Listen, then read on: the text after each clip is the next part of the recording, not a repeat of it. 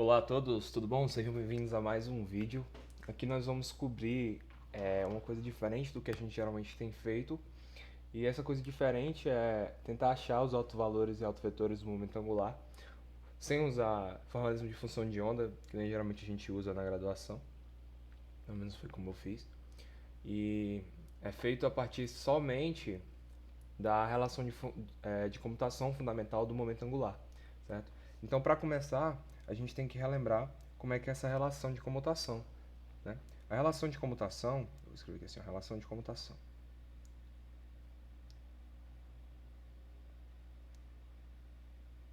Ela é bem definida, né? Ela define a álgebra do momento angular e ela é o seguinte, bom, só um adendo, eu vou estar usando o operador J de momento angular. Esse operador, ele não obtém somente o momento angular orbital, que é o L.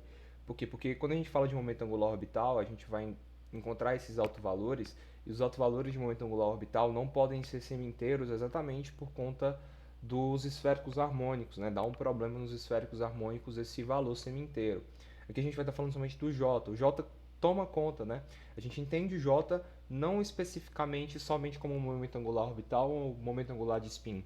A gente entende ele como um gerador de rotação, porque a gente aprende, certo, que o gerador de rotações é o momento angular. E é a partir disso que a gente constrói tudo. E a relação de comutação fundamental ela é bem simples. O comutador de JI com JJ é I, H cortado, é YI JK, JK. Epsilon JK é o pseudotensor de Levi-Civita, né? Ele é antissimétrico.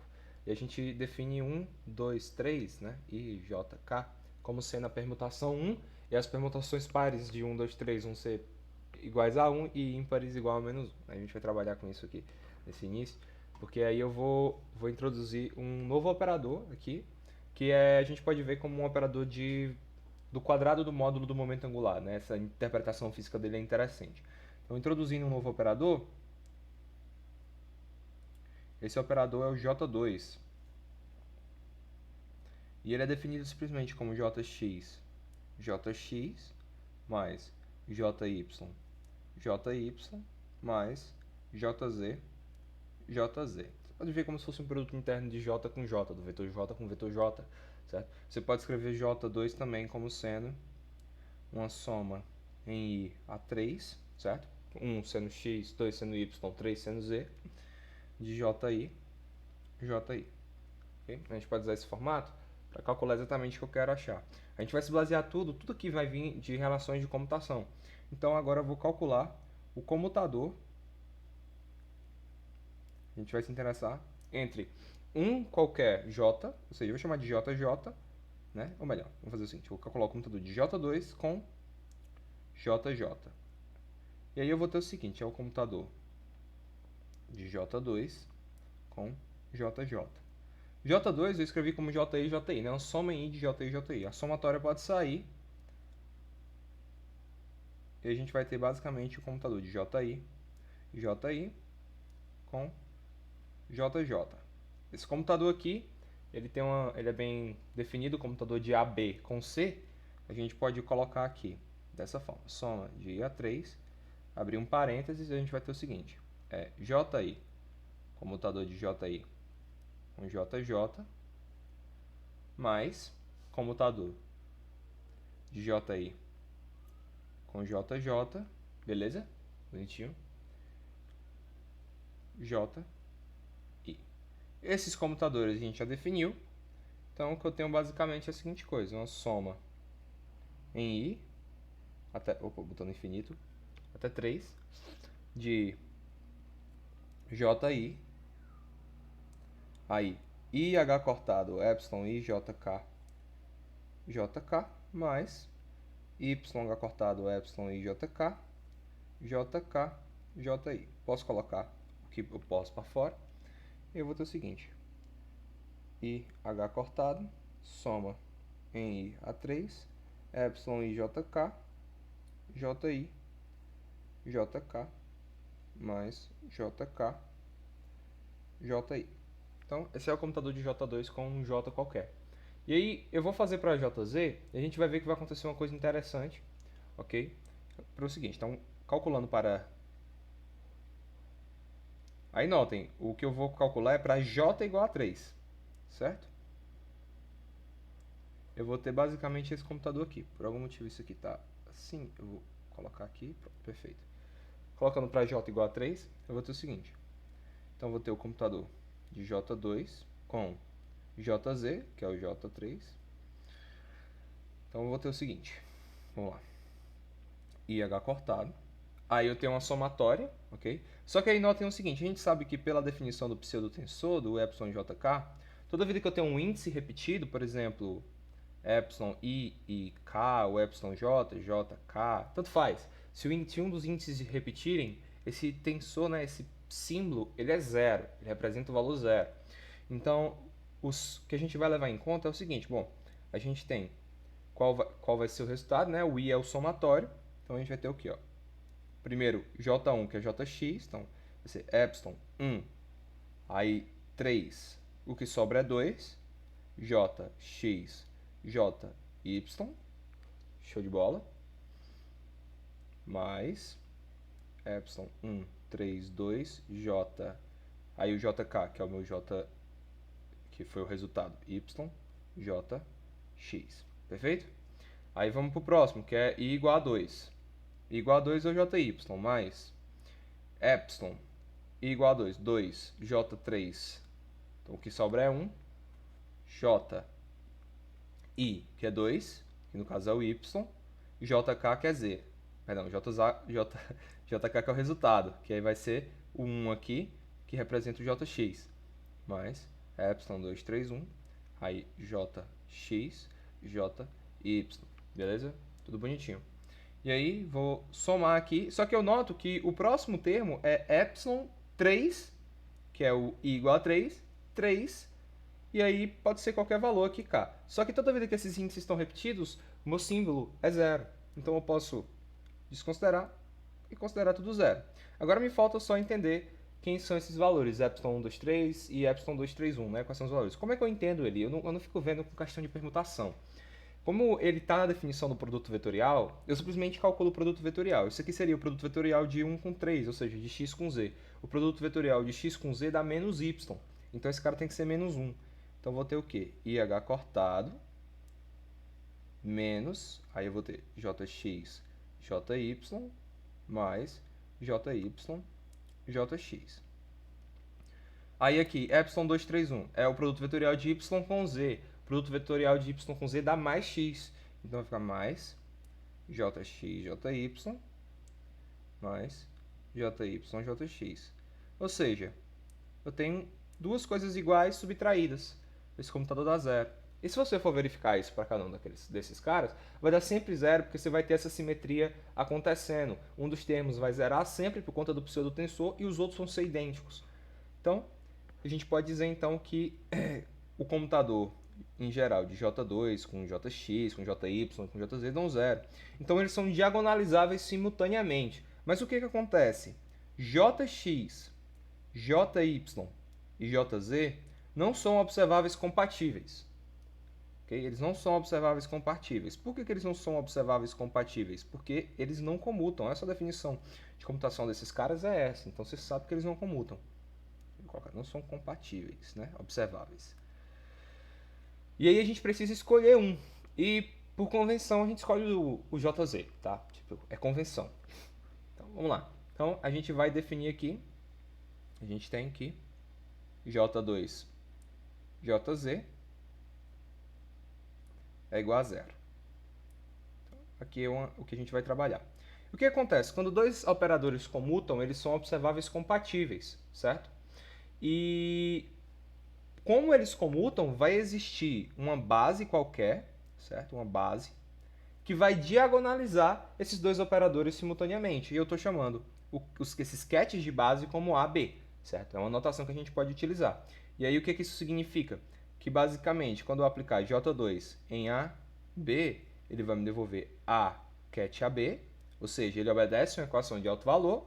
E quando eu aplicar JZ em AB, ele vai me devolver B AB, que é isso aqui, é uma equação de alto valor. Ou seja, basicamente estou dizendo que existe um ket existe no mínimo um ket, né? Existem kets, que eles vão ser autovetores simultâneos, tanto de J2 quanto de JZ. Isso é uma consequência de operadores que comutam entre si.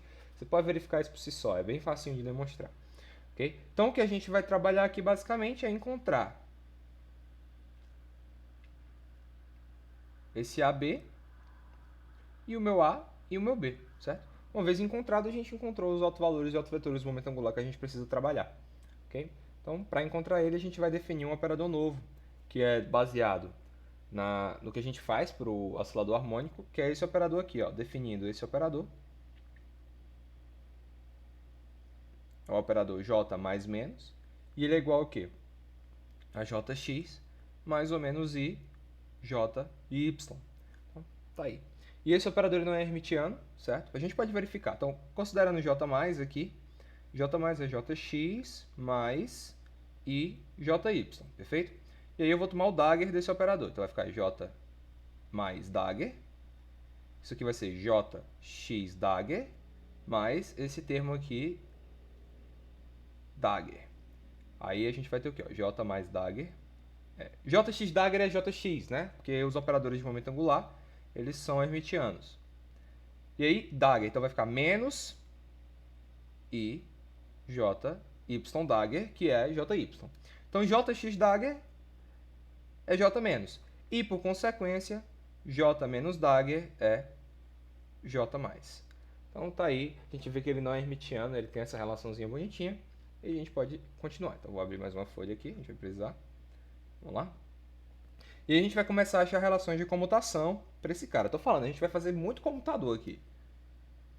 Então as duas relações de comutações aqui de começo que a gente vai fazer é essa, olha só, comutação.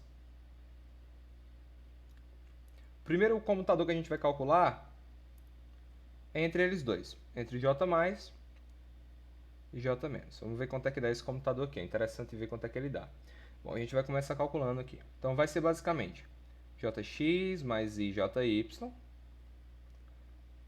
Jx menos IJy, menos Jx menos IJy, Jx mais IJy. Agora é aplicar a propriedade distributiva, né? Vamos distribuir aqui a multiplicação desses operadores. Então eu vou ter Jx com Jx e Jx com Jy. Então eu tenho Jx mais, no caso menos, né? Menos I, Jx, Jy. Então fizemos a primeira parte. Agora, IJy com Jx e IJy com Jy. Então vamos ter mais IJy, Jx, aí esse cara com esse vai dar, e com I é menos 1, mais com menos é menos, então isso aqui dá mais Jy, Jy, perfeito? Então foi a primeira parte calculada. Agora vamos fazer a mesma coisa aqui, tendo em mente que temos esse menos aqui para levar em conta. Então vamos ter Jx com Jx, Jx com Jy de novo, isso aqui agora vai ficar menos Jx com Jx, e aí menos I, Jx, Jy. E agora o segundo passo vai ser igual ao outro, só que com esse menos na frente. Menos I, Jy, Jx, mais I, Jy, Jx. Aí eu tenho menos I com I, vai dar 1, só que com menos na frente, menos Jy, Jy.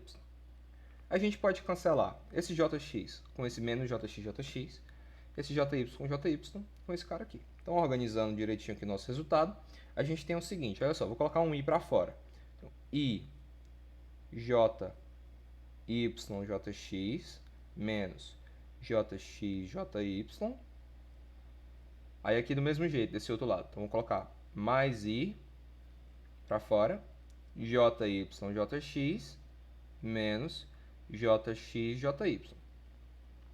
Perceba que esses dois caras são os comutadores. Né? Então vai ser a mesma coisa que 2 vezes I, comutador de Jy com Jx. Esse aqui, para ficar mais fácil de visualizar, é a mesma coisa que menos 2 vezes I, comutador de Jx com Jy. E esse comutador a gente já sabe ele bem decorado, ele é IH cortado JZ. Então vou ter menos 2 vezes I, IH cortado JZ. Esse menos vai sumir agora, porque I com I é menos 1. Então, isso aqui é 2 vezes H cortado JZ. Então, temos esse primeiro comutador aqui para levar em conta. Vamos calcular agora o comutador de JZ com J mais menos. Então, esse cara aqui foi o primeiro. Eu vou colocar uma bolinhazinha aqui assim, ó. E agora, vamos calcular a segunda parte.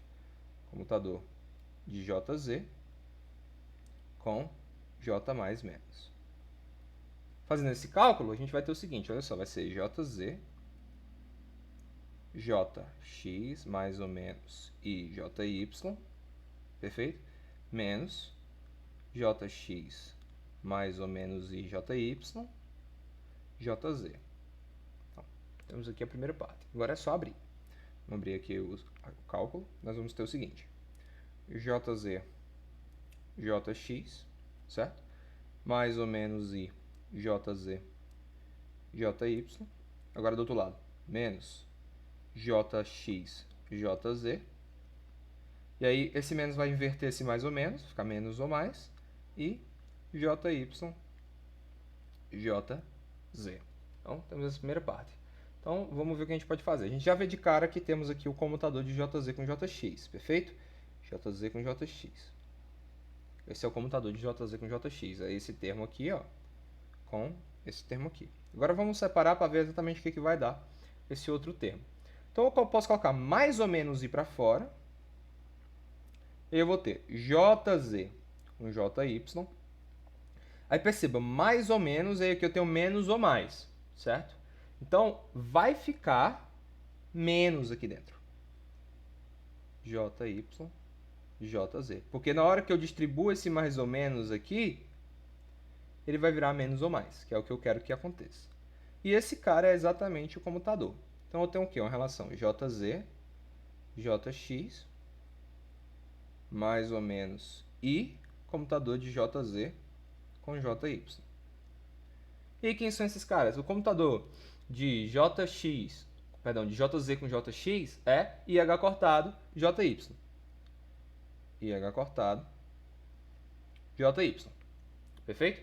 E o comutador de JZ com JY é muito simples. É o quê? É só lembrar do produto vetorial de Z com Y. O produto vetorial de Z com Y, você desenhar aqui, ó, vai dar o quê? É Z com Y. Então, Z com Y é menos X. Então, dá menos, aí você faz menos ou mais, IH cortado, JX. Se você resolver I com I, dá menos 1, então volta a ser mais ou menos. Então, eu tenho IH cortado, aí eu vou ter mais ou... Perdão, JY, mais ou menos, H cortado, JX. Aí eu posso colocar esse mais ou menos para fora, junto com H cortado. Então, mais ou menos H cortado, JX, mais ou menos, e JY. Perfeito? Porque esse cara aqui vai depender exatamente do sinal desse cara aqui. Então, o que eu tenho basicamente? Eu tenho mais ou menos, H cortado, J mais ou menos. Então, está aqui. Esse é o resultado. Então, o comutador de JZ com J mais ou menos é mais ou menos H cortado, J mais ou menos. Então, por que a gente vai usar isso? Porque a gente agora vai procurar a interpretação física desse mais ou menos. O que a gente já deve ter em mente é que ele provavelmente tem o mesmo significado que a gente faz no oscilador harmônico, que ele significa basicamente o operador de levantamento ou rebaixamento. Ele vai subir o estado. Então a gente pode processar aqui, né? Vamos procurar. Como é que eu procuro isso? Para achar o que J mais ou menos significa. Significa o quê? A gente vai pegar e aplicar JZ num ket novo, que é o ket JY AB. O que vale isso aqui? Bom, eu posso fazer isso da seguinte forma. Note que aqui eu vou ter a multiplicação JZ com JY. Se a gente explicitar esse comutador aqui, ó, JZ com J mais ou menos, aqui eu botei JY, né? Perdão, esse aqui é J mais ou menos. O que eu tenho? Eu tenho que isso aqui é JZ, J mais ou menos, menos J mais ou menos, com JZ, certo? Tudo bem claro. Então, eu posso dizer que JZ, J mais ou menos, que é o termo que está multiplicando aqui, né, que está sendo aplicado nesse operador, perdão, nesse ket de estado, ele é igual simplesmente ao comutador JZ com J mais ou menos, mais J mais ou menos JZ. Só que esse comutador é simplesmente H barra, né? H cortado, J mais ou menos, mais J mais ou menos JZ. Né? Perfeito? Mais ou menos, na real, né? Tem mais ou menos aqui. Okay. Então, vamos ver aqui. Vamos substituir JZ com J mais ou menos por esse cara que a gente encontrou. Então, vai ser H cortado, J mais ou menos, mais J mais ou menos, JZ, e aí aplicado no cat de estado. Aí note que na hora que eu aplico JZ em AB, ele me devolve, lá da definição, BAB. Então, eu posso simplesmente substituir isso aqui. Então, eu tenho H cortado, J mais ou menos, mais B, aqui tem que ter o mais ou menos, né? Perdão. BJ mais ou menos, aplicado em AB de novo. Ou seja, eu posso tirar esse J mais ou menos para fora e juntar ele com AB. E eu vou ter a seguinte relação. B mais ou menos H cortado, J mais ou menos AB. Então, o que esse J mais ou menos está fazendo? Então, quando eu aplico J mais ou menos num autoestado de JZ, o que vai resultar? Vai resultar outro autoestado de JZ, ou seja, esse cat aqui, ó, esse novo cat, ele também é autoestado de JZ, só que com o seu alto valor acrescido de H cortado, que é o que está acontecendo aqui. Pode ser diminuído também, né? Se for J+, ele cresce o autoestado, se for J-, ele diminui o autoestado. Então, essa é a interpretação física. Então, ele tem a capacidade de subir ou de diminuir, certo? Aí agora a gente vai calcular mais uma relação de comutação. Relação de comutação com J2 e J mais ou menos, que vai ser o quê? É basicamente a seguinte relação. J2 com Jx mais ou menos I, J2 com Jy. E esses comutadores aqui são todos zero, né? A gente viu lá no começo. Tá aí, zero. Beleza. Então, quer dizer que J2 e J mais ou menos comutam. Ou seja, eles dois compartilham a mesma base. Então, J2 e esse cara aqui, ó, que é a mesma coisa que eu fiz com JZ. É a mesma coisa aqui. J mais ou menos J2, AB. Posso trocar porque eu descobri que os dois comutam. Isso aqui é igual a J mais ou menos AB. AB, né? A sendo o alto valor de J2. Isso aqui é a mesma coisa que a J mais ou menos cat AB. Ou seja, J mais ou menos também é alto estado de J2. Né? Então, J mais ou menos no cat AB é alto estado tanto de JZ quanto de J2.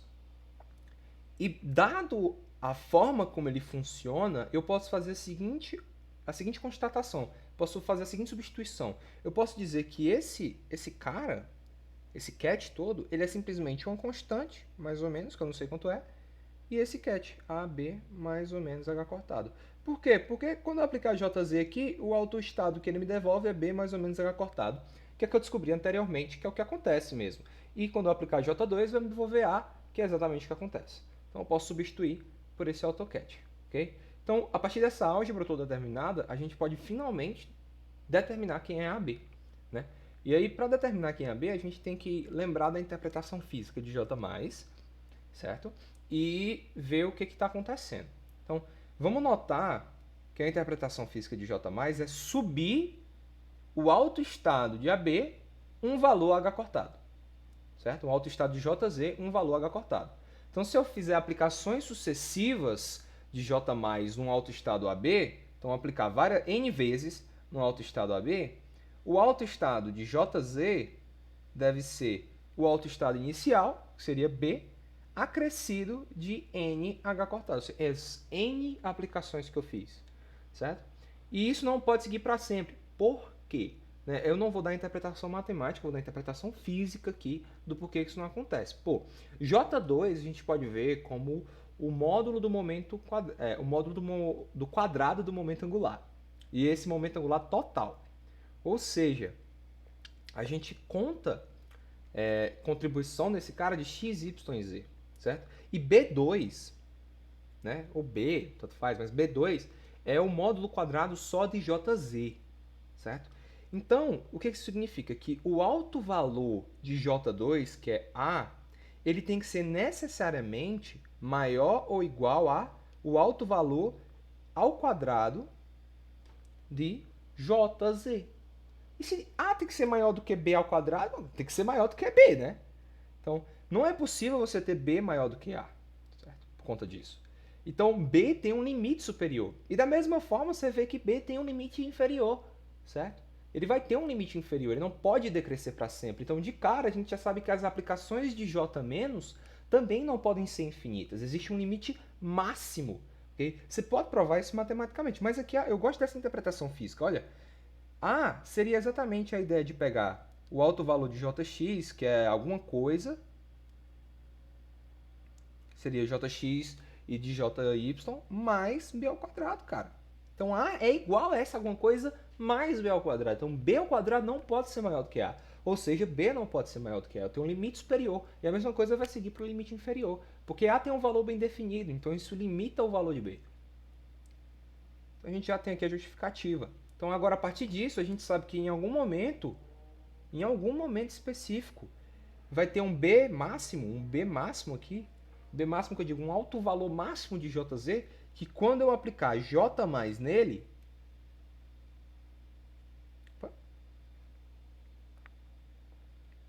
isso vai dar zero. Por quê? Porque não tem mais para onde crescer, então ele quebra. Né? É a mesma ideia que a gente faz com os operadores de levantamento e de rebaixamento, certo? Então, olha só que interessante. Olha só que interessante. Certo? E a mesma coisa vai seguir para se eu apliquei o J máximo primeiro e aplicar o J menos aqui, vai continuar sendo zero. Concorda comigo? É basicamente eu aplicar J menos num zero. Ok? Eu não vou desenhar o cat zero, porque cat zero tem outro significado. Mas J menos J mais em A, B máximo, dá zero. Né? Agora a gente vai lembrar do que é aquele cara. Então vamos lá, vamos desenhar aqui, ó, só. J menos J mais, eu posso escrever dessa forma, vou colocar em azul.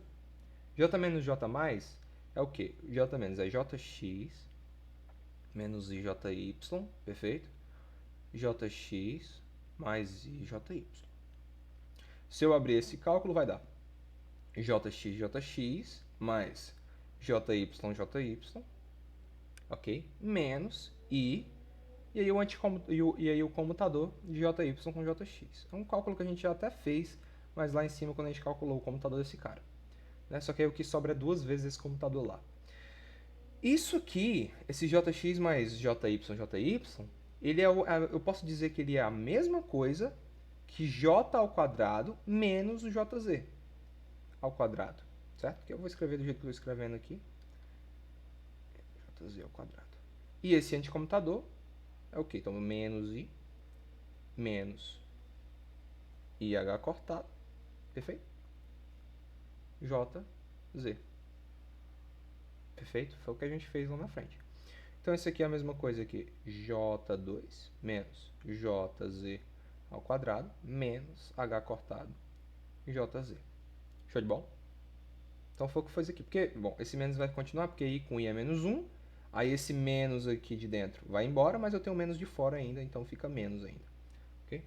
Então, tá aí. Eu tenho, o que é J menos J mais? Né? Eu posso substituir J menos J mais por esse operador bem grandão aí. Então eu posso fazer a substituição. Vou ter J2 menos JZ quadrado menos H cortado JZ aplicado em A, B máximo.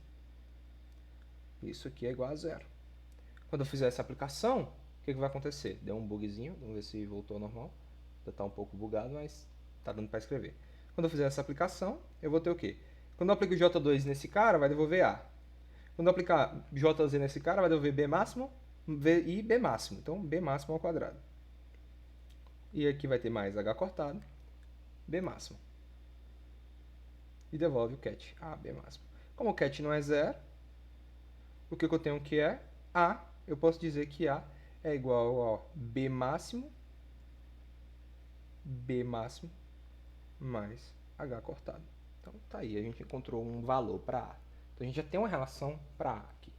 Agora a gente vai fazer mais um desses cálculos esquisitos, né? A gente fica fazendo um monte de cálculo aleatório. Então, a gente viu que da mesma maneira que a condição A maior que B ao quadrado impõe um valor mínimo para B, perdão, um valor máximo para B, ele deve impor um valor mínimo. Ou seja, vai existir um B mínimo tal que quando eu aplicar J menos, então, vamos escrever, ó, existe um B mínimo tal que essa aplicação de J menos no meu cat, que representa o meu B mínimo, o meu alto valor mínimo para JZ, quebra tudo, então dá zero. Eu posso fazer a mesma coisa, posso fazer a mesma coisa. Eu vou só jogar o resultado aqui. Quando eu fizer J mais J menos, eu posso fazer aqui J mais J menos nesse cat, vai continuar sendo zero. E aí, similarmente ao que a gente fez, eu tenho um resultado que J mais J menos, eu não vou abrir direitinho as contas, porque é a mesma ideia do que eu fiz, só que a única diferença é o quê? Eu vou ter J ao quadrado menos JZ ao quadrado. Ao invés de ser menos H cortado, agora eu tenho mais H cortado JZ. E aí, posso substituir, então eu vou ter J ao quadrado mais, perdão, menos JZ ao quadrado mais H cortado JZ. Isso no cat A, B mínimo igual a zero. E aí eu encontro uma equação muito parecida que eu tinha encontrado. Eu vou ter A menos B ao quadrado mais H cortado B, isso aqui é o B mínimo, né? Escrever assim, B mínimo, igual a zero. Então, o que eu vou ter aqui? Eu vou ter que A é igual a B mínimo menos H cortado. E eu também tenho que A é igual a B máximo mais H cortado. Eu tenho essa relação aqui entre esses caras. Então, eu posso inferir a seguinte coisa, pô. Olha para essas duas equações. Eu posso, então, dizer que B máximo é igual a menos B mínimo. Show de bola? Posso falar isso, pô. Certo? E se você tivesse resolvido aquela equação A maior ou igual a B ao quadrado, você ia encontrar uma relação muito parecida com essa, pô. Você ia encontrar que o limite inferior ele é menos o limite superior. Okay? Então, eu posso dizer, né, que o meu B qualquer, seja o meu B que é o alto valor, então, vamos escrever assim, isso vai indicar que o meu B qualquer, ou seja, o meu alto valor qualquer de JZ, ele está entre um valor que é o B mínimo e o valor que é o B máximo. Ou se eu quiser, menos B máximo, B máximo. Então ele está entre esses valores aí, certo? E a gente pode chegar em B máximo saindo de B mínimo, concorda comigo? Bom, B mínimo é o menor valor possível de JZ.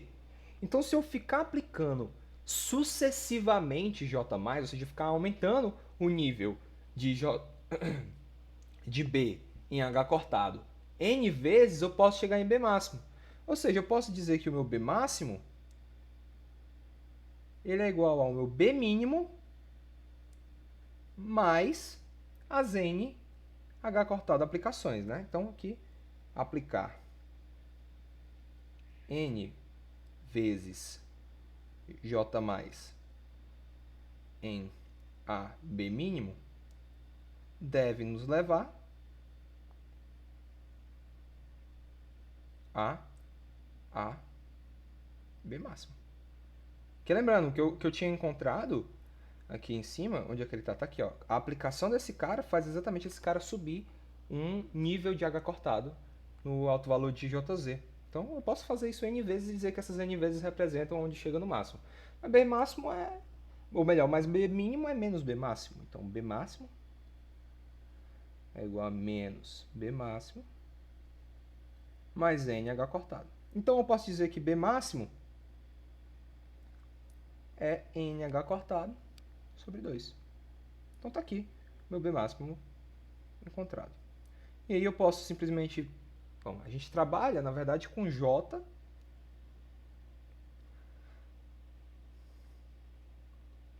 com J, que é igual a B máximo sobre H cortado. Eu tiro o H cortado de jogo aí, beleza? Então, J, esse meu J que eu defini, é igual a N sobre 2. N, que são as N aplicações. Então, bonitinho aqui. Então, e aí eu tenho o quê? Isso vai indicar que, bom, como o meu B máximo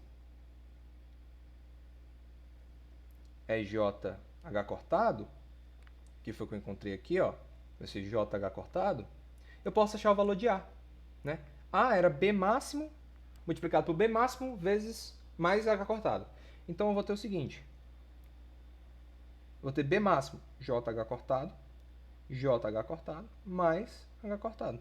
Então, colocando H cortado para fora, meu A é simplesmente H cortado ao quadrado, J, perdão, tem um J aqui, J mais 1. Então aqui o meu A bem definido. E esse cara aqui é exatamente quem? É o alto valor de J2. E a gente pode definir agora, porque sim, né? Um M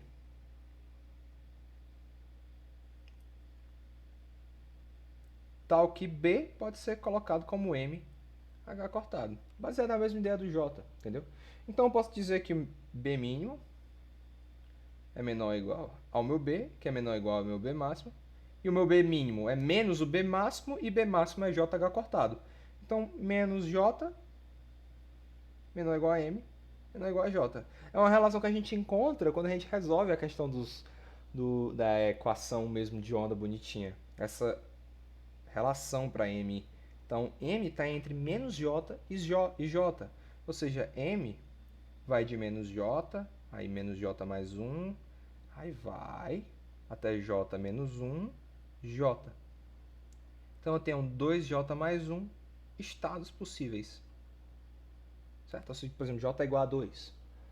Certo? Meu J está igual a 2 lá quando eu for medir.